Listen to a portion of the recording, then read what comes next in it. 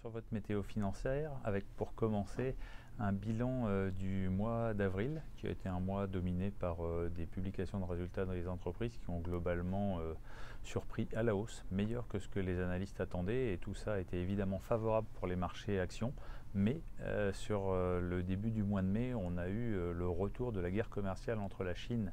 et les États-Unis qui est venu gâcher un peu l'évolution des marchés.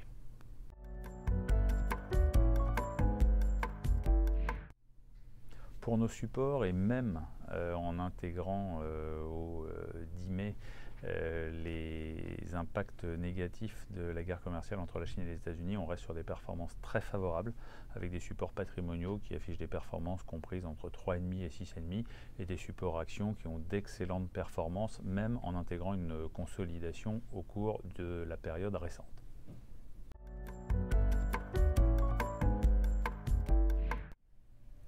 En matière de recommandations pour le mois à venir, vous avez bien compris qu'on commençait évidemment à surveiller des opportunités d'investissement sur des supports en unité de compte. Toutefois,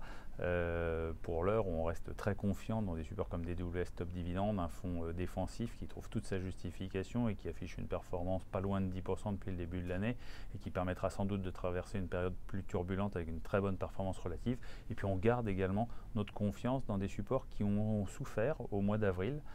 Notre fonds de biotechnologie et puis Medi Emergent, le fonds d'action émergente, on continue de penser qu'on a là deux supports qui ont un très fort potentiel de rebond, même si, il faut bien le reconnaître, au mois d'avril, ils ont globalement un peu sous-performé dans un contexte qui était là, à l'époque, toujours très favorable aux actions.